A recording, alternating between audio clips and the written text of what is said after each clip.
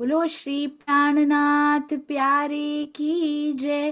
बोलो श्री सतगुरु महाराज की जय। पन्ना धाम की जय। सर्व सुंदर साथ की जय। आप सभी सुंदर साथ जी के धाम हृदय में विराजमान शोभायमान प्राण प्रियतम धाम दुल्हा राज रसिक आपके नूरी कोमल चरणार बिंद में कोटान को प्रणाम जी। महाराज जी के चरणों में कोटि कोटि प्रणाम, जिन्होंने इतना कुछ सहन किया, मुख से उफ तक ना की। हमारे साथ तो जरा सा कुछ होता है और आंखें भर आती हैं। सुंदर साथ जी, ये दृढ़ता, ये बल हमें भी महाराज जी से प्राप्त हो उनकी बीतक के द्वारा। प्रणाम जी। आइए चलते हैं अति सुंदर अति प्यारी वाणी गायन भजन गायन महाराज जी की स्तुति। प्रणाम जी सलोनी जी। प्रणाम जी। बोले श्री प्राणनाथ प्यारे की जय। बोले श्री सतगुरु महाराज की जय।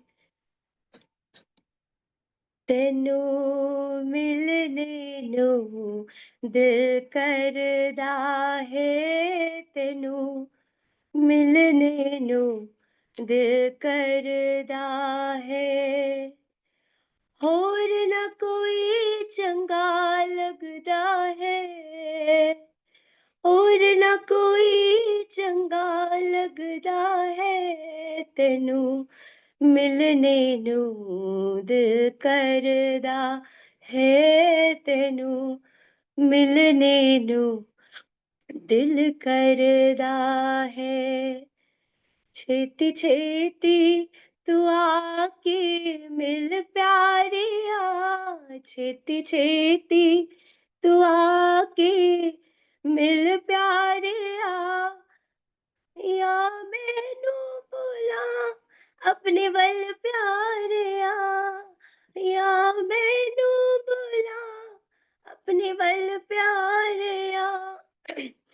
तेनू तकदी रवां मुँह कुछ ना कवां, तेनू तकदी रवां मुँह कुछ ना कवां। दिल तेरे नाल रसदा वसदा है, तेनू मिलने नू दिल करदा है, तेनू मिलने नू दिल करदा है।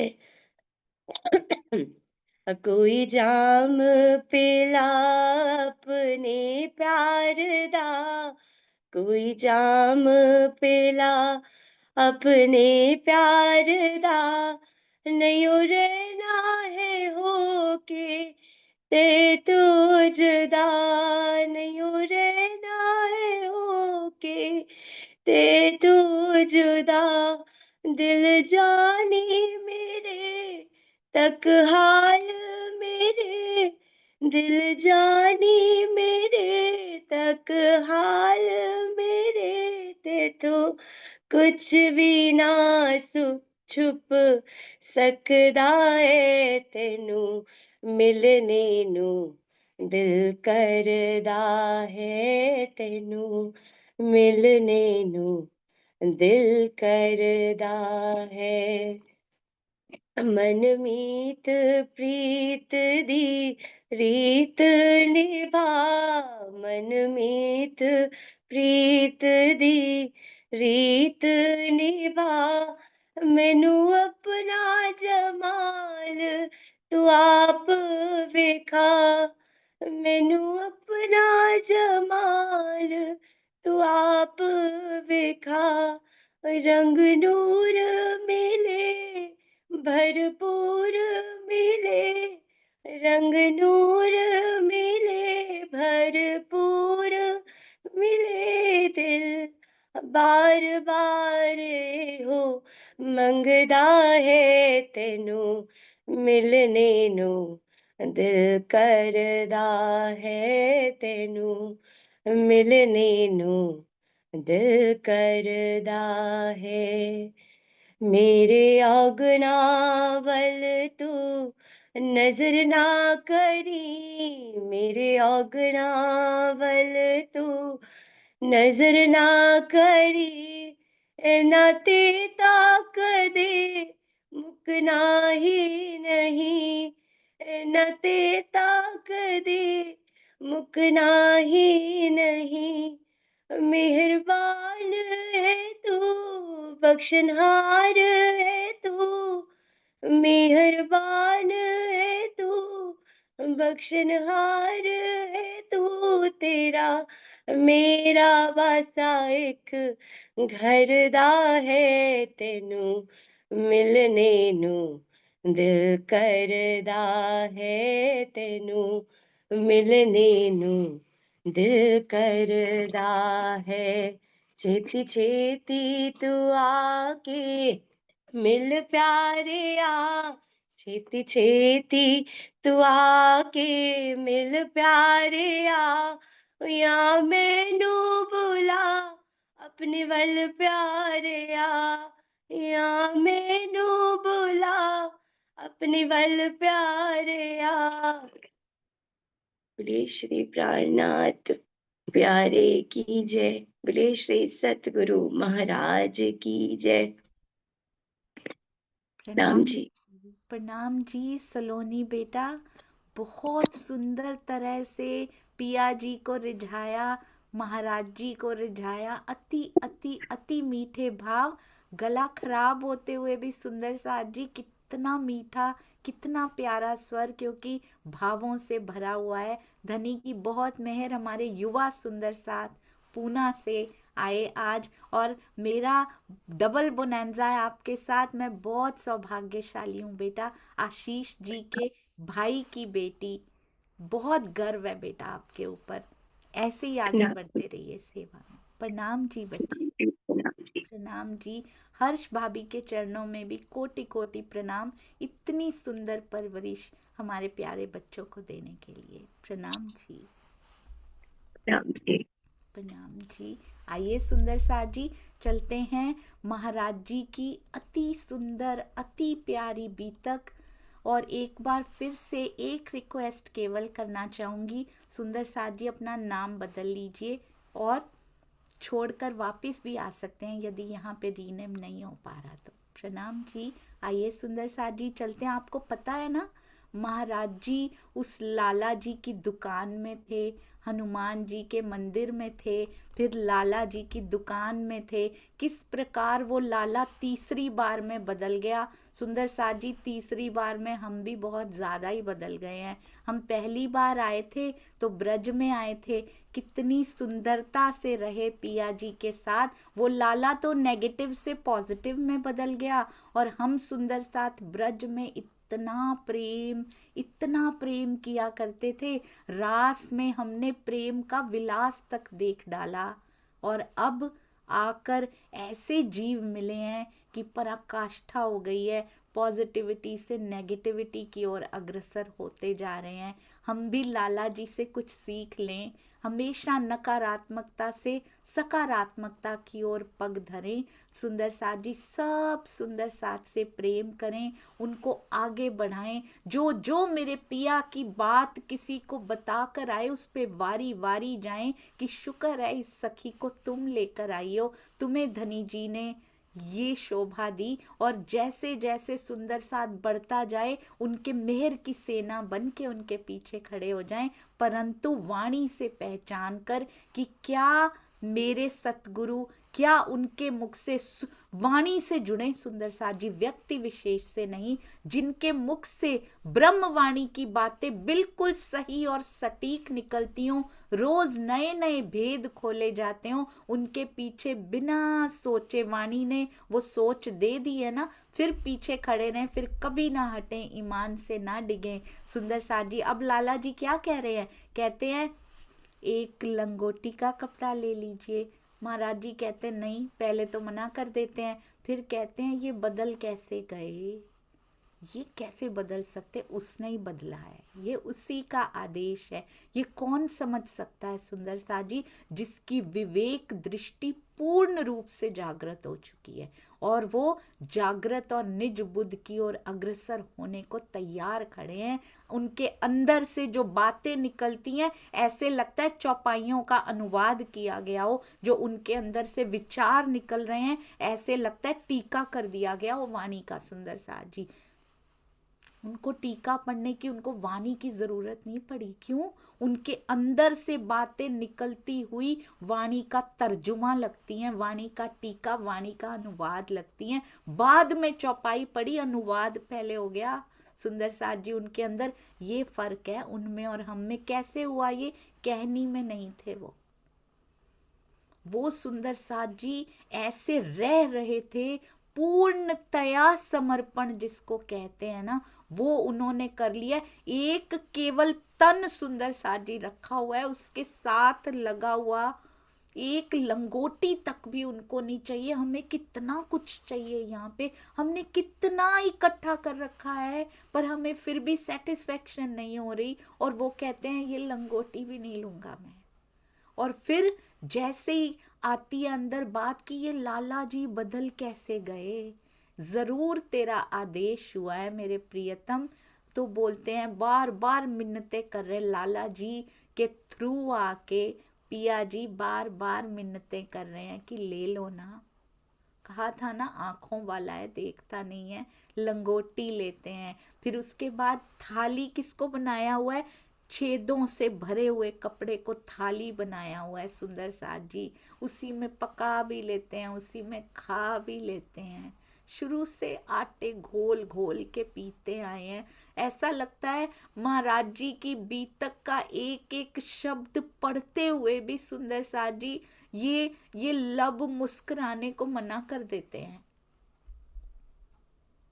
कि इनकी बीतक पढ़ के आप मुस्कुरा कैसे सकते हो। इतना दर्द भरा हुआ है सुंदर साथ जी।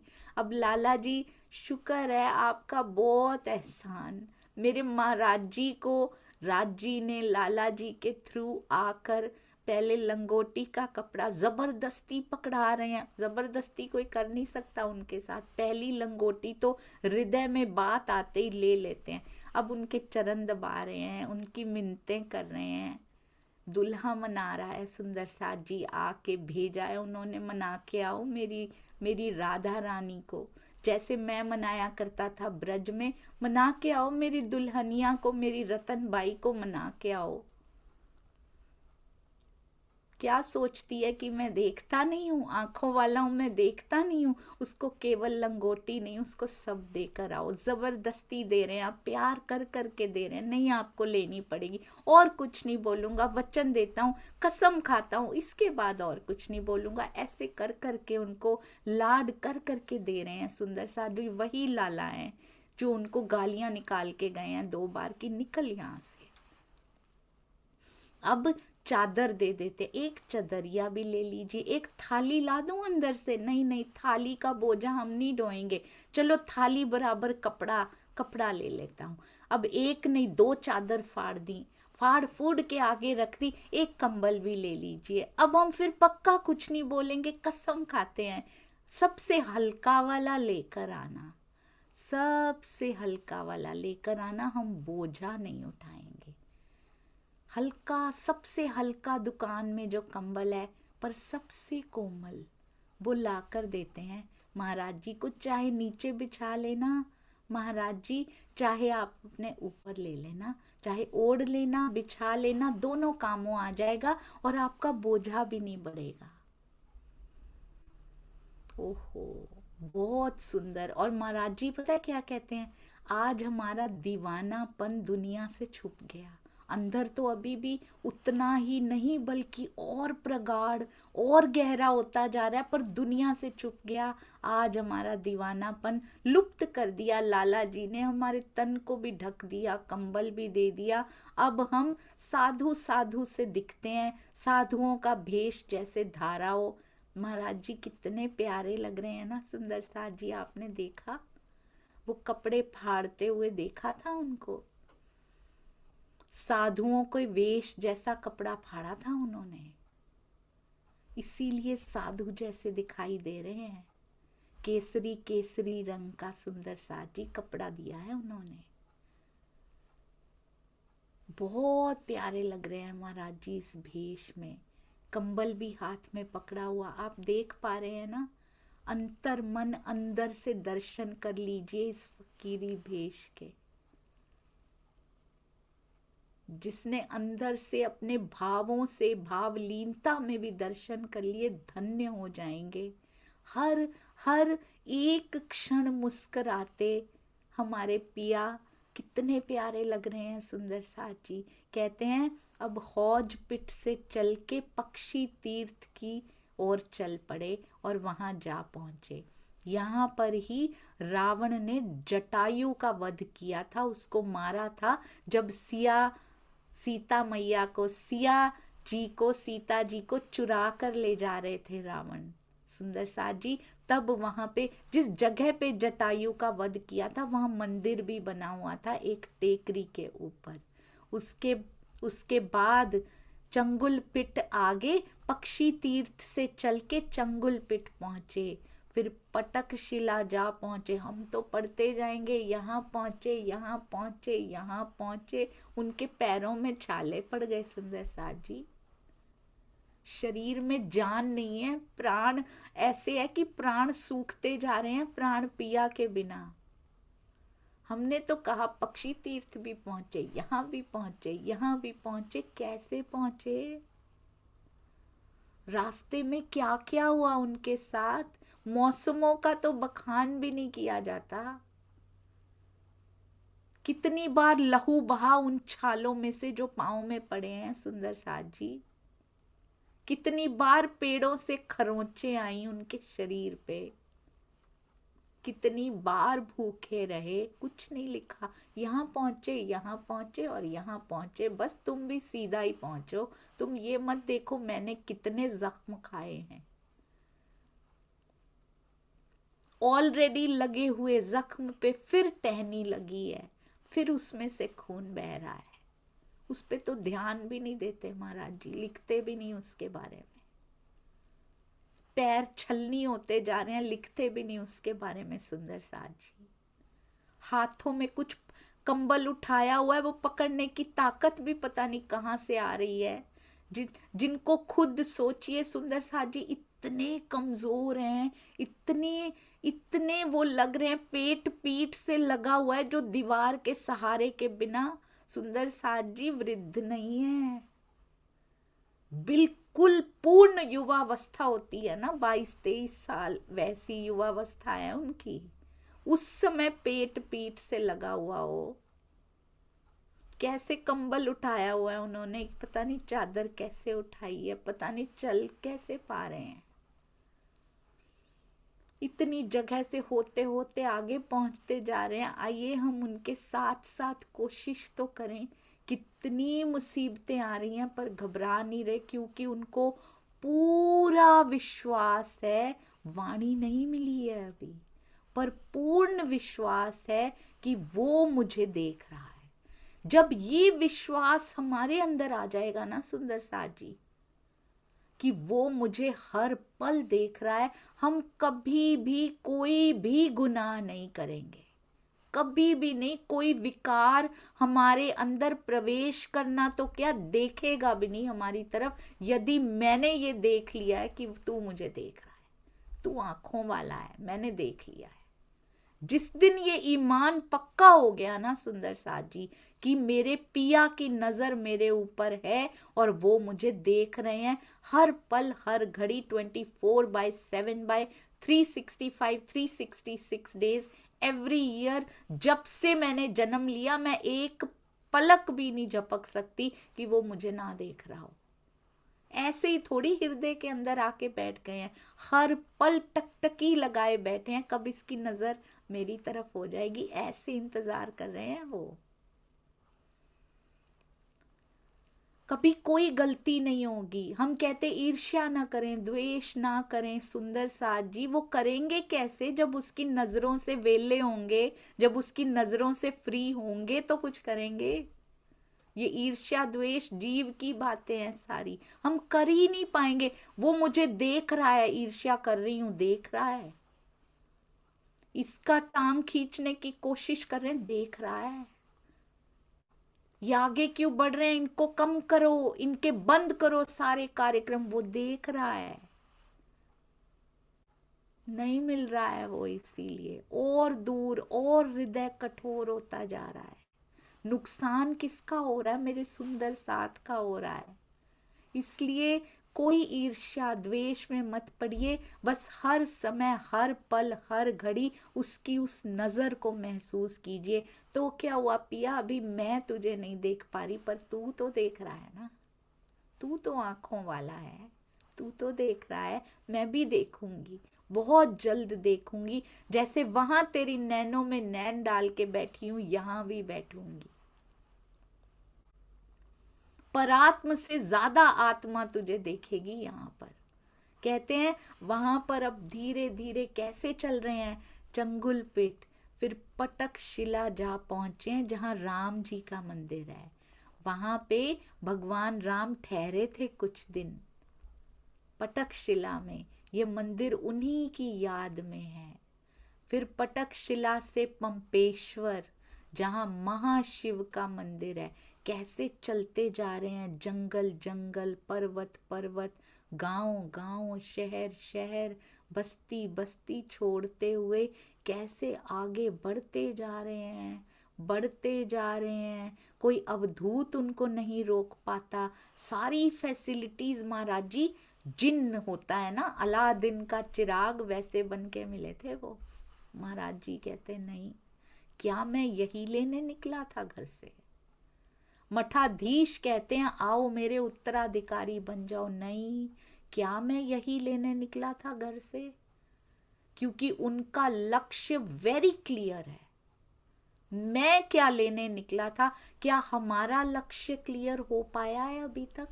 हम क्या लेने निकले हैं मूल मिलावे से?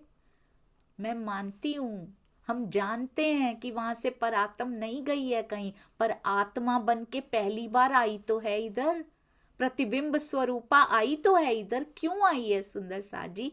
किस लिए निकले हैं हम आत्मा रूपी होकर? क्यों आए हैं यहाँ पर? हमारा लक्ष्य क्लियर है सुंदर साजी? क्या हमारा ध्येय, हमारा टारगेट क्लियर है? क्यों आए हम यहाँ पर? हम क्या ये सब इकट्ठा ये सब करने आए थे यहाँ पे? हमें थोड़ा सा ज्ञान हुआ, कहीं से ऑफर आया, प्रतिष्ठा, हम जहां से लिया उसी को छोड़ देते हैं। प्रतिष्ठा वहां मिल रही है, वहां जुड़ो, उधर जुड़ो। बेस को भूल जाते हैं सुंदर साजी, कहां से लिया। हम नाम भी नहीं लेते उस टीका का जहां से हम पढ़ते हैं, क्योंकि हम डरते हैं हमारी प्रतिष्ठा छीन ली जाएगी। इस स्थान पे उनका नाम लेना अलाउड नहीं है। जिस टीका से मैंने पढ़ा उसका नाम लेना अलाउड नहीं है, और मेरी प्रतिष्ठा चली जाएगी, मुझे यहाँ नहीं बोलने दिया जाएगा, मुझे चर्चा नहीं करने दी जाएगी। यहाँ पे सब इतना बड़ा करके मुझे बैठे हैं, मेरी प्रतिष्ठा खो जाएगी, मैं उसका नाम क्यों लूं? अंदर से खाली रह जाएंगे, अंदर से खोखले रह जाएंगे। बी ऑनेस्ट सुंदर साजी, डरिए मत। जिससे लिया है उसके बारे में बताइए, तब अंदर, नहीं तो झूठ हो जाएगा, नहीं तो अस्तेय का पालन नहीं हुआ, नहीं तो चोरी हो जाएगी सुंदर साजी।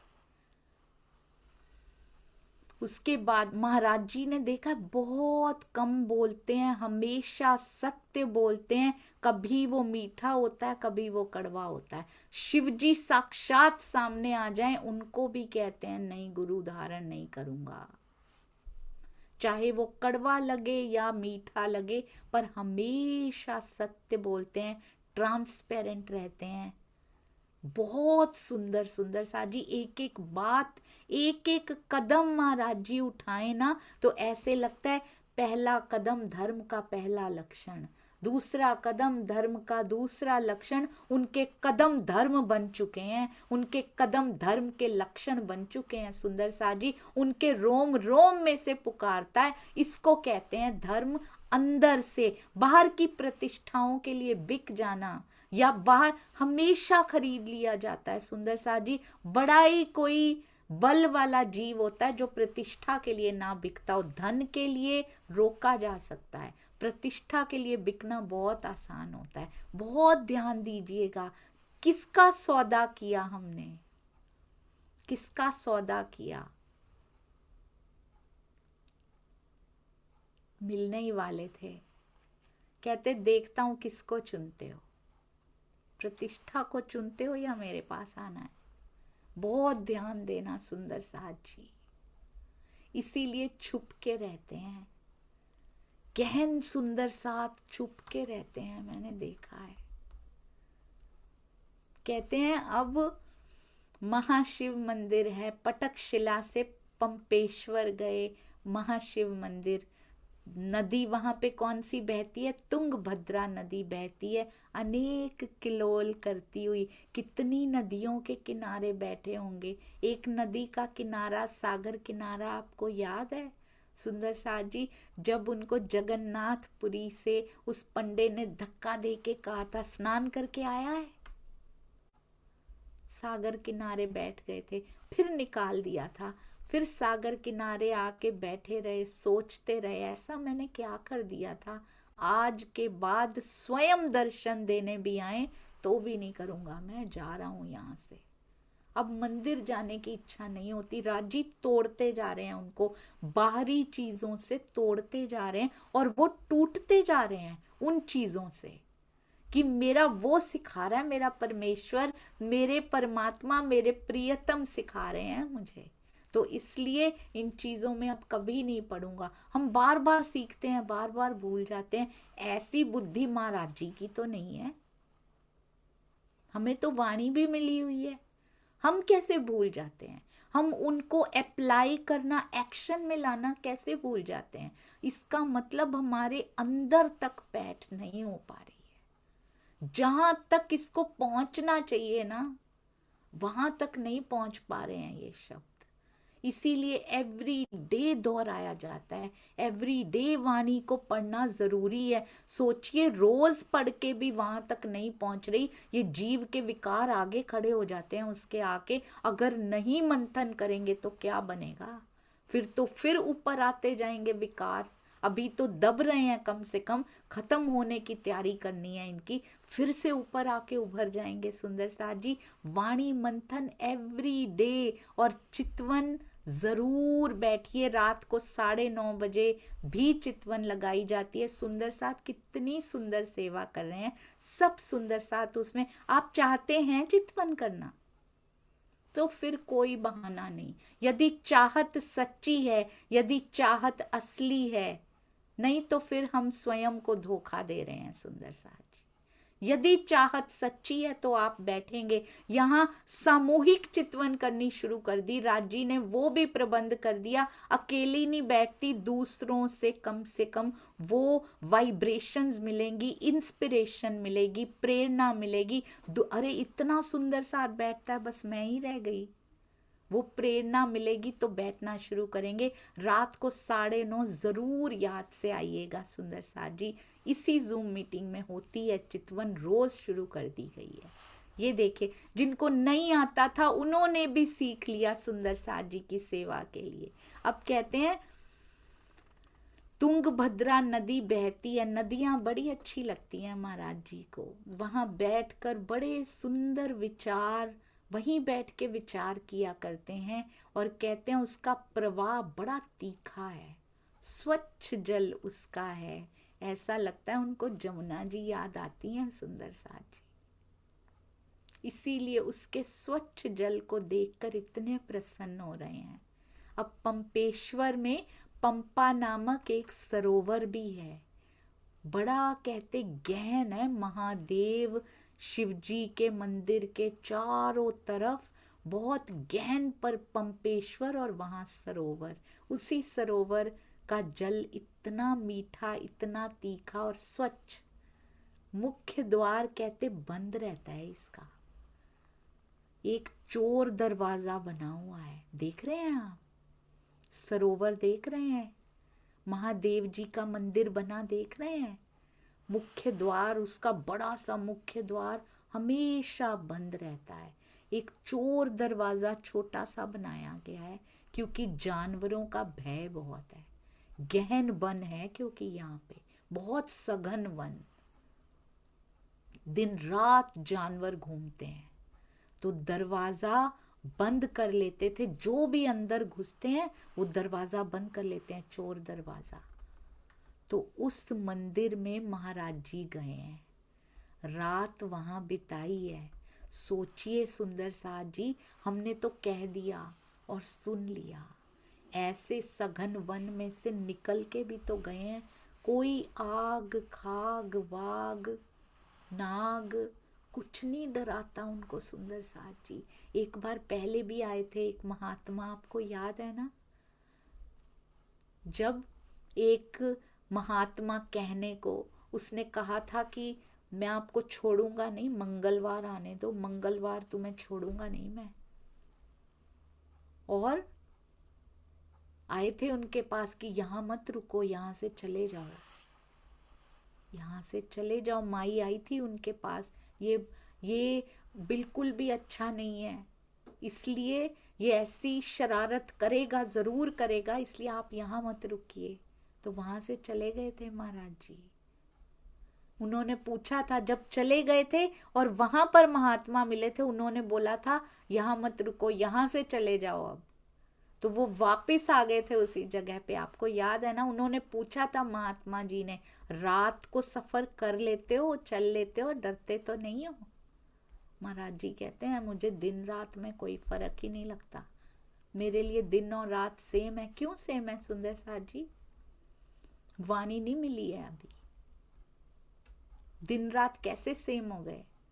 हमारे तो नहीं हुए। उनको रात में भी, रात में कितनी बार उजाला देख चुके हैं वो, उनको दर्शन हो चुके हैं कितनी बार। ऐसे लगता है जैसे दोपहर का सूरज चमक रहा हो। दिन रात में फर्क खत्म हो चुका है उनका। जहां जंगली जानवरों का भय इतना ज्यादा है, वहां पहुंच कैसे गए हैं? क्यों पहुंच गए सुंदर साथ जी? एक बात गांठ बांध के रख लीजिए, कहीं लिख लीजिए, अपनी चुनरी पे गांठ बांधते हैं ना, अपने रुमाल पे, कि ये बात मुझे भूल ना जाए। वो मुझे हर पल देख रहा है, वो आंख वाले हैं, वो मुझे हर समय देख रहे हैं मेरे धनी जी। बस उसी दम पे चलते जा रहे हैं सुंदर साथ जी, कोई भय नहीं सताता। अब उस मंदिर में रात बिताई है। अभी तो हनुमान जी के मंदिर में गए थे, लाला जी ले गए थे मेरी दुकान पे, चलो अब शिव जी के मंदिर में रात बिताई है। जब उठ के प्रातः देखा तो कहते हैं, हमको क्या दिखाई दिया? ऊंचा पर्वत एक नजर आया जब प्रातः उठ के, क्योंकि रात का अंधेरा होने वाला था, आसपास कुछ ज्यादा दिखाई नहीं दे रहा था। तो दिन में क्या देखा? ऊंचा पर्वत। जब पूछा तो कि ये कौन सा पर्वत है, तो कहते हैं यहाँ पर ही बाली के डर से सुग्रीव, यानी ये पूरे रामायण की वो चल रही है सुंदर साथ जी, सीता जी को उठा के ले गए थे। वो जगह भी आई रास्ते में, जटायु बचाने की कोशिश की थी, उसका वध कर दिया था रावण ने, वो जगह आई बीच में। और अभी कहते हैं जहां पे सुग्रीव डर के छुपे रहे अपने बड़े भाई बाली के डर से, इसका नाम है ऋषि मुख पर्वत। छिपे रहे माहे यहाँ पे डर के मारे। और कहते हैं इतना घना वन था, इतने घने वन से पर्वत बिल्कुल ढका हुआ, पूरा वन ने उस पर्वत को, पूरा वनों से ढका हुआ पर्वत। वृक्ष आपस में गुथे हुए थे, आपस में गुत्थम गुत्था हो रहे थे, बीच में से धूप तक भी नहीं जा पाती थी। क्या हमने ये पहले भी सुना है? इतना सघन वन की उसमें से रोशनी भी ना जा सके, ये महाराज जी के अपने गांव में हुआ करता था सुंदर साज जी। इसका वर्णन रास्ते में भी ऐसे बहुत वन आए होंगे, पर इसका वर्णन पहले भी आ चुका है। पिताजी के साथ जाया करते थे उस सघन वन में, वहां पे दिन के रोशनी में भी ऐसे लगता था शाम या रात्रि होती है। तो ऐसे घने वन में इस समय है। ऐसा नहीं कि वृक्ष मेहराब बना रहे हैं वृक्ष आपस में, यहाँ पर पूरे गुथे पड़े हैं, बीच में से धूप निकलने की भी जगह नहीं है, धरती तक धूप भी नहीं आ पा रही है। और किसी से पूछा, बहुत ऊंचा पर्वत दिखाई दे रहा था सुंदर सा जी, और पर्वत भी ऐसा कि ऐसा नहीं जिस पे चढ़ा जा सके, जिसकी चढ़ाई हो सके चल चल के। सीढ़ियां तो होती ही नहीं थी, चढ़ाई भी होनी मुश्किल। सीधा पर्वत नहीं होता, एक थोड़ा सा टेढ़ा, जरा सा स्लांट, तकरीबन तकरीबन सीधा, जिस पे चढ़ने पे भी डर हो कि अगर गिरे तो बस बचने की कोई आशा ही नहीं है। ऐसा पर्वत है ऋषिमुख पर्वत। अब पूछा, वो कहते हैं ऊपर ना एक मंदिर है, और सब कह रहे हैं ये मतंग ऋषि का आश्रम है। एक ने बोला उनको, कहते हैं किष्किंधा भी यहाँ से दूर नहीं है। ये सारे नाम रामायण में आते हैं सुंदर साज जी। पंपेश्वर के निकट ही किष्किंधा भी है। अब कहते हैं मेरे मन ने मुझसे द्वंद्व किया कि चलो ऋषि मतंग के आश्रम की ओर सैर करके आए। ऊपर है सुंदर साज जी, इतना पर्वत ऊंचा, और वो भी सीधा, और वो भी वनों से घिरा हुआ। चढ़ना कैसे है? ऊपर जो मंदिर है वो भी पूरा वनों ने घेर रखा है, और इस पर्वत पे कहते कोई चढ़ा तो वापस नहीं आया आज तक, इसलिए कोई भी जाने की चेष्टा ही नहीं करता, प्रयास भी नहीं करता उस तरफ जाने की। और पर्वत के बिल्कुल ऊपर ऐसे लगता है उसका ताज बन के वो मंदिर खड़ा हुआ है, आश्रम खड़ा हुआ है, पर्वत का ताज जैसा दिखाई दे रहा है। दूर दूर के दर्शन से ही कहते हैं बस तृप्त हो जाते हैं सब। ऊपर तो कोई जाता ही नहीं है, पर महाराज जी के हृदय में उत्कंठा आई है। क्यों आई है सुंदर साज जी? क्या उनको दर्शनीय स्थल देखने की बड़ी इच्छा है, जिसको अपनी लंगोटी तक की इच्छा नहीं है, जिसको खाने भोजन की भी इच्छा नहीं, क्या उनको सैर करने की इच्छा होती है? क्या ढूंढ रहे हैं? उनका पर्पस मत भूलिएगा, वो तो नहीं भूलते, हम भूल जाते हैं। उनका पर्पस है सतगुरु को पाना। क्या पता वहां मिल जाए, हमें कितनी आसानी से मिल गए। अब सतगुरु की वैल्यू पता लग रही है। जिसने खुद सतगुरु बनना है, जिन्होंने, वो सतगुरु के लिए धक्के खा रहे हैं सुंदर साज जी। जैसे देवचंद्र जी ने स्वयं निजानंद स्वामी बनना है, सतगुरु हैं वो, श्यामा जी हैं, सतगुरु मेरा श्याम जी युगल स्वरूप हमारे सतगुरु हैं, जिन्होंने स्वयं बनना, उन्हीं ने सबसे ज्यादा धक्के खाए हैं। श्यामा जी ने जितनी खोज की सुंदर साज जी, वो खोज सारी की सारी इनमें दिखाई दे रही है। हमारे महाराज जी की खोज में स्वयं सतगुरु बनना है ना, तो हमारे हिस्से की भी सारी खोज उनको करनी पड़ेगी। आई ऑलवेज वंडर सुंदर साज जी, वाणी आ चुकी होती है। सतगुरु धनी श्री देवचंद्र जी के समय पे तो वाणी आई नहीं थी, तो हम समझ सकते हैं उनको खोज करनी पड़ेगी, क्योंकि निज नाम श्री तारतम का बीज उनके अंदर से ही प्रस्फुटित होना है। राज जी ने उन्हीं के माध्यम से लेकर आना है, उनको खोज करनी पड़ेगी, उनको सब कुछ सहना पड़ेगा। परंतु सुंदर साज जी वो भी दुनिया का कोई काम नहीं करते थे, कैसे गुजर बसर करते होंगे हमें नहीं पता, क्या क्या सहन किया होगा। ये कुछ आसान तो नहीं होता। गांव वाले कितनी बातें करते होंगे कि इतने युवा होके कुछ कमाते धमाते भी नहीं, कितनी बातें सुनते होंगे सुंदर साज जी पूरा दिन। पानी भरने खुद जाते होंगे, उनकी नारी को, उनकी पत्नी को लोग बातें सुनाते हैं तो उनको कितना कुछ कहते होंगे, उनके माता पिता को कितना कुछ कहते होंगे। उनको तो खोज करनी पड़ी, तब आई नहीं थी, पर महाराज जी के समय पे तो वाणी उतर चुकी है ना, उनको जल्दी क्यों नहीं दे दी गई सुंदर साज जी वाणी? ताकि उनको इतना कुछ ना सहन करना पड़े, क्योंकि उनको भी प्रेम का स्वरूप बनना बहुत जरूरी है। जिनको आसानियों से मिल जाया करती है ना, उनको वैल्यू नहीं होती। मैं तो अपनी तरफ देखती हूँ, बड़ी आसानी से बचपन से जन्म ही ले लिया उस घर में जहाँ वाणी पधराई हुई थी, हमें वैल्यू नहीं हुई। जिसने अपने पैरों को, सुंदर सा जी, जिसने अपने पैरों पे छाले देखे हैं ना इस वाणी को पाने के लिए, सतगुरु की खोज के लिए, उसको पता है सतगुरु की महत्ता क्या होती है, उसको पता है मुझे कैसे मिले हैं। हमें तो विरासत में मिले हैं। जिनको विरासतों में मिल जाया करता है ना, यहाँ का धन भी जिसको विरासत में मिल जाता है उसको कदर नहीं होती। ये तो अखंड धन है सुंदर साथ जी, हम उसके लायक नहीं हो पाए अभी तक स्ट्रगल कर रहे हैं, उसके लायक नहीं हो पा रहे हैं। महाराज जी लायक होकर पाया, उन्होंने खुद खोजा, खुद पाया, खुद कमाया सुंदर सा जी, वही परमहंस कहलाते हैं, वही सतगुरु कहलाते हैं, वही सबको मार्ग दिखा सकते हैं जिन्होंने खुद खोजा हो, जिन्होंने हमारे रास्ते की चट्टानें भी हटाई हो। अब कहते हैं दूर दूर के दर्शन से इतना आनंद मिल रहा है, अगर पास पहुंच के दर्शन हो जाए ऋषि मतंग जी का, सतगुरु की खोज कर रहे हैं, उनको सुंदर स्थानों से कोई लेना देना नहीं है। कहते हैं फिर तो बस आनंद ही आ जाएगा, पता नहीं क्या हो जाएगा यदि पास पहुंच के दर्शन हो जाए। अब मार्ग दूरी सब पूछ रहे हैं इधर उधर से, साधु जन मिले, हंसने लगे उनके ऊपर। कहते हैं एक साधु मिले, बोलते हैं आप जाएंगे आश्रम में।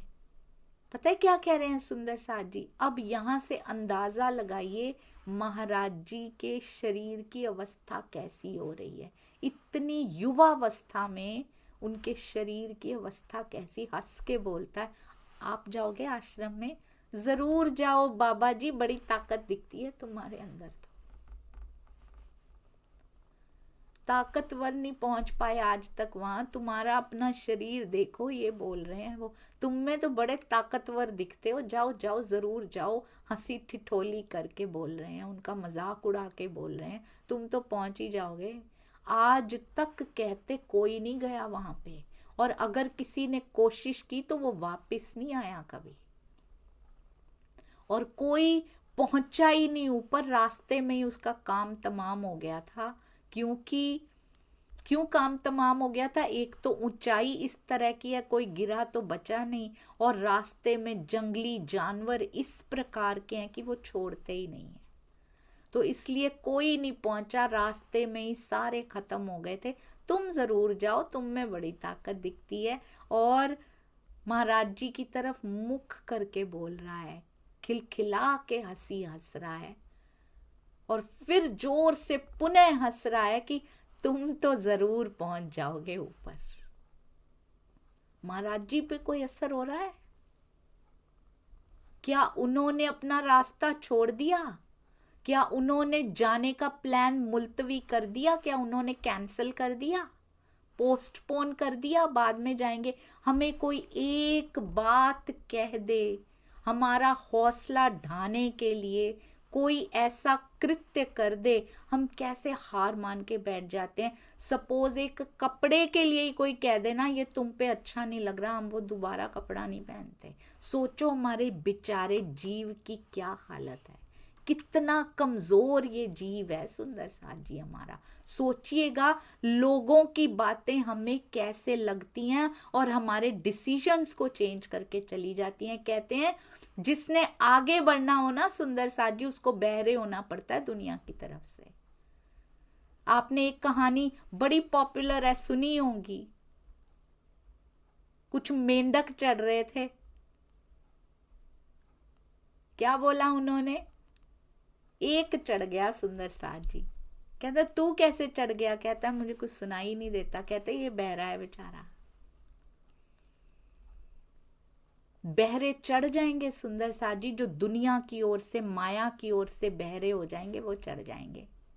जो इन्हीं की बातें सुन सुन के दिल दुखाते रहेंगे, दिल इनको दे रखा है ना, दिल वही दुखा सकता है जिसको दे रखा होगा। दिल हमने माया को दे रखा है, दुखाती माया है, और हम कहते हैं राज जी बड़ा दुख दे दिया आपने। उन्होंने नहीं दिया, ये दुख हमने खरीदा है, इन लोगों से खरीदा है। यहाँ पे हमने दिल जिनसे लगाएंगे वही तो मिलेगा। माया से दिल लगाएंगे, पिया को ताने देंगे, माया को समर्पण करेंगे, रिमोट उसके हाथ में देंगे। यहाँ कोई दिल कुछ कह गया, हमारा दिल दुख जाता है, और क्या कहेंगे, अरे माया बड़ी भारी है राज जी, ये क्या दुख दिखा दिया आपने, इन्होंने अपमान कर दिया, ये हो गया, ये हो गया। हमने दिल दिया ही नहीं है राज जी को, सुंदर सा जी, वो अखंड सुख देते हैं। दे के तो देखिए उनको दिल एक बार, समर्पण रूपी रिमोट उनके हाथ में पकड़ा के तो देखिए एक बार। डिसीजन पावर, दृढ़ता देखिए महाराज जी के अंदर। कोई हंस रहा है, कोई मजाक उड़ा रहा है, कोई कुछ भी कर रहा है, कोई रो रहा है, हमें छोड़कर मत जाइए पर मुझे तो जाना है। डिसीजन पावर देखिए सुंदर साथ जी। आज के बाद कोई हंसता है हमारे ऊपर, आपके ऊपर, किसी के भी ऊपर कोई भी हंसता है, परवाह मत कीजिए सुंदर साथ जी, हंसाई करते हैं। जो कभी पहुंच नहीं पाए वो हंसाई करते हैं। हंसते वही हैं जो नहीं पहुंच पाते हैं, दूसरों पे वही हंसते हैं जो नहीं पहुंच पाते हैं। तो इसलिए कोई किसी भी चीज का मजाक उड़ाए, उनको उड़ाने दीजिए, उनकी सेवा है ये। क्योंकि इसी साधु ने भी और दृढ़ पक्का ईमान किया होगा कि मुझे तो जाना ही जाना है। वो अपनी सेवा करने आए थे। अब हमने विवेक दृष्टि से उस सेवा को कैसे अपने अंदर एब्जॉर्ब किया, ये हम पे डिपेंड करता है, ये मेरे जीव पे डिपेंड करता है, ये उसके बल पे डिपेंड करता है जो धनी ने हमें दिया है, कि हमने उस बल को लगाया कहाँ। सुंदर साथ जी, माया को खुश करने में वो बल लगा दिया, आज फिर ऊर्जा मिली, आज फिर एनर्जी मिली, आज फिर बल आया। सुंदर साथ जी, उसको कहाँ लगाया, माया को खुश करने में लगा दिया। फिर से लगा के देखिए धनी की तरफ, वो कैसे बढ़ता बढ़ता बढ़ता जाएगा, चढ़ती चढ़ती रोशनाई होती जाएगी। कहते आज तक कोई नहीं गया, गया तो वापस नहीं आया। बहुत जोर से हंस रहे हैं, तुम तो जरूर पहुंच जाओगे। खिलखिला के जोर से हंसी आ रही है, व्यंग्य भरी हंसी। सुनकर कुछ नहीं कहा सुंदर सा जी, क्या कहने से उनके विचार बदल जाएंगे। हमेशा take a pause before answering negativity. कोई भी नकारात्मक कर रहे हैं, लिख रहे हैं, कुछ भी कर रहे हैं, टेक अ पॉज, रुकिए, थोड़ी देर रुकिए, तुरंत मत कूद पड़िए। सुंदर साथ जी, इस जीव के संस्कार हैं, ये कूद पड़ता है, ये अपनी बुराई नहीं सहन कर पाता, ये कूद जाता है। रुकिए, टेक अ पॉज। क्या मेरे उत्तर देने से कुछ बदल जाएगा? क्या उनके अंदर कुछ बदल जाएगा? Nothing will change. क्या मैं अपना फैसला बदल रही हूँ? इनके कुछ कहने से क्या हम कुछ बदल रहे हैं? Not at all. Why should I answer? हम क्यों उत्तर दें इनको? हम क्यों उनको एक और मौका दें? महाराज जी ने, पता है, ये लाइन एक बड़ी छोटी सी पंक्ति है, पर पूरा दृढ़ता, उनकी पूरी दृढ़ता इसमें समा गई। हंसी व्यंग्य सी कहते उनकी हमने सुनी, और हम निकल पड़े आश्रम की ओर। हम पे कोई असर नहीं हुआ। जिधर बुद्धि ने मार्ग बताया हमारी, उस दिशा को निकल पड़े हम तो। किसी की बुद्धि मुझ पे कैसे हावी हो जाएगी? तुम बताओगे कि मुझ पे क्या अच्छा लगता है, चाहे पहना हुआ ही क्यों ना हो।